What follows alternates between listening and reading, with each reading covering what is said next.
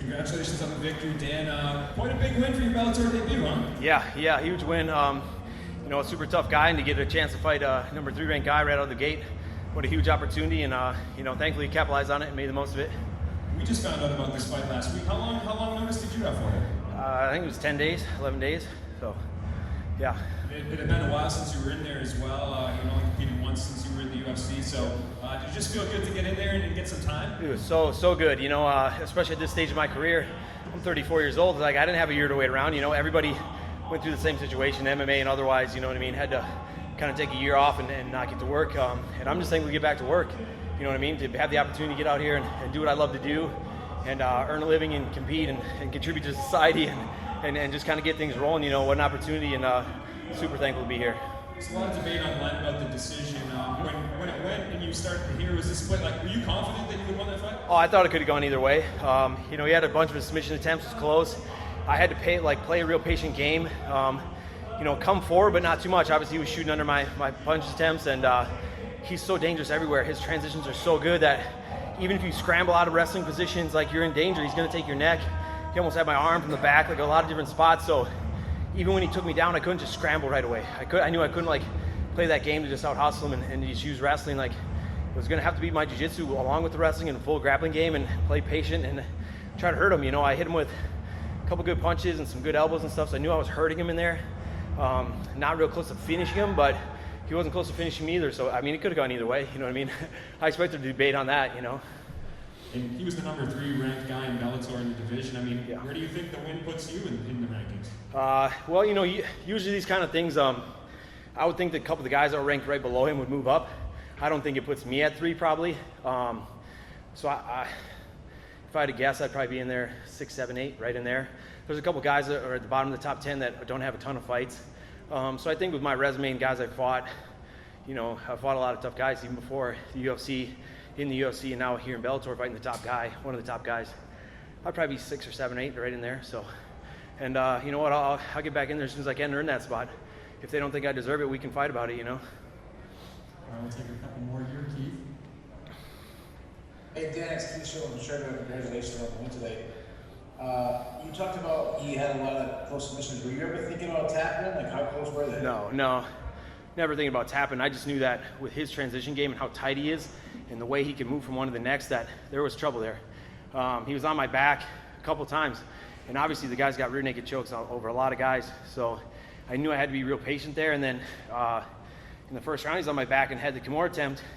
And if I would have defended that fully and stuck to it, then I would have went down and he would have transitioned my neck. And if I would have just tried to shake him off, then he would have ended up on the armbar or the Kimura from the top. So there was things that were tight and close, but never thought of tapping. You know what I mean? I've never submitted, you know what I mean? Knock on wood in a fight. Like, you're gonna have to break my arm or put me to sleep. You know what I mean? I'll go to sleep in there. I got no problem with that. And they were tight, but tapping was never a consideration. No. Understood. You just beat the number 3 ranked guy, as it's already been mentioned. What kind of statement do you think that made to the rest of the division to not look past you? Well, I think they know that that I'm for real, and that I'm a hungry guy at my age and at where I'm at in the career. I think a lot of people would look at a guy who's an ex-UFC guy or that is close to my age or past it and think like, oh, I'm getting a washed-up guy or somebody that's not in as much as he once was. But I got to the top level, and honestly, I took it for granted. I didn't fight the way I should have and what I could have done when I was in the UFC. And hats off to the guys that beat me there, but those were winnable fights for me. Those guys are tough guys, but I could beat those guys. And I wasn't doing what got me there to get to the top level. When I got there, I got a little comfortable, you know what I mean? I've been doing this for over 10 years, so it's 13 really. And I had to be honest with myself and say that you didn't do what got you there. You weren't true to yourself, and it cost you. And I had to make a decision that at my age, I was willing to put in the time and the effort to get back to a big stage. I thought it was gonna take me 4 fights, really. When I was out of the UFC, I was like, I'm gonna have to win 4 hard fights. And I fought a UFC veteran overseas in Abu Dhabi, got a knockout win there. And obviously with the pandemic and the situation, it took me out for a while, but I knew that if I stayed true to my rebirth in the thing and my rededication to being a fighter and a professional martial artist and living that lifestyle, that the opportunity would come. And I stayed ready and I stayed prepared. Every week I was watching the top cards at Bellator, UFC, looking at all the fights that were at 170, all the fights that were at 155, will they put me in against these guys and be ready and be in shape to go?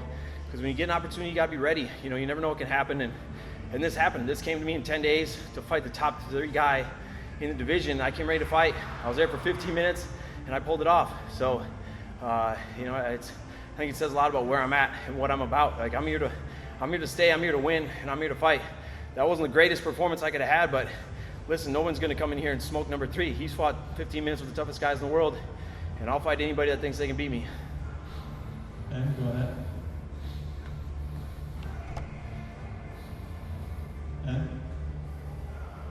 Hey, congratulations on the big win tonight against a very tough opponent.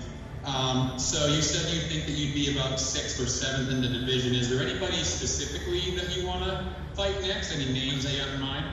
Man, this division is stacked. There's a ton of good guys. Yeah, I don't know. And there's guys I know, you know what I mean? Guys I've been training partners with, guys I've looked up to. I mean, Benson Henderson, Miles Jury. Like, I know those guys personally, man. Benson's like a brother to me. Like, I've had 50 rounds in the cage with that guy. Train, I love that dude. You know, what an honor that'd be to fight him. What an honor. Like, how do you know, to get to fight a guy that's a legend like that. Miles Jury brought me in to be a training partner for his in like 2013. I stayed at the guy's house. What an awesome fight that would be. Sidney Ella, that's a great fight. I mean, all the guys that are right in the top 10. Keone Diggs, I know personally, he's my friend. Like, there's a lot of interesting matchups. All the young guys, I mean, either one of the Pitbulls, like, this is a great division, man. I'm excited to fight anybody and everybody, whether I know them personally and have a great story with them and they're friends, or whether you know, they want to talk trash and get whooped. I'll fight any of them. So I'm here to fight. All right, 1 or 2 more. Don? Hey Dan, congratulations on a great victory. Look, you're being very modest. You're saying you don't think you're number 3 just because you beat the number 3 guy. I'm looking at the rankings here. Tricky Pitbull is above you. Assuming you slot right in where Goiti was, he's fighting Peter Queally. That fight fell out the last time it happened, and Peter's had some injuries. I know Patricky pulled out of his last fight as well. Would you be willing to maybe step in if something happened with that fight in a couple of weeks? I'll fight next week. Yeah, I'll fight either one. You know, I don't, like I said, I don't have time to sit around and wait. I'm not trying to pick opponents. You know what I mean? Like, I'll fight for the title next week. You know what I mean? I know he's in the other tournament, so the division's kind of caught up. But I'll fight anybody here. So if that fight falls through, I'm ready to go. I'm here to be a Bellator guy. I'm here to fight, and like, I'll take every opportunity that comes. I took this one, I'll take the next one. Let's do it. If Bellator handed you the book and said, give yourself as many fights as you like in 2021, ideally, would you like, what, 4 maybe for the rest of the year? Or 3 upcoming, 4 for the whole year? Yeah, you know what I mean? If they go like this and I'm not hurt and I'm not injured, like, you know, I'm trying to fight every month. Like, I'm here to fight, I'm here to work. You know, I had to take over a year off, like I said, you know, and that's with a lot of people. They've had to sit out and not get to work and not get to do stuff, and you know, you don't get forever in this game. I'm 34 years old. Thankfully, I haven't had a lot of injuries or taken a lot of damage, so the miles aren't huge, but you know, I don't got forever in this. You know, if you're a heavyweight, you maybe fight in your 40s, but otherwise, you don't get all that long, so I'm not trying to waste any time. I'll fight every month if it works out. Ronald? And this is Ronald Lee Smith. I just wanted to talk right here in the moment. Right now, as you said, last thing you had was back in 2019, and for you and everyone else in the pandemic. And now the long road it took you to get to Bellator, to get that win over a high opponent.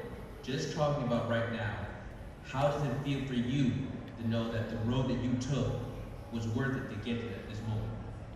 You know, it was worth it to me no matter what would have happened. Whether I won this fight or lost this fight, whether I even got this fight. You know, it's really not about what comes of it. It's about what it makes of you to do it and to travel the road, really. I don't do this to win the fights and to make a name for myself or doing like that. I do this because of the man that'll make me to do it. You know, like, martial arts has taught me everything. It's changed my life, and it's made me into the person that I am, you know.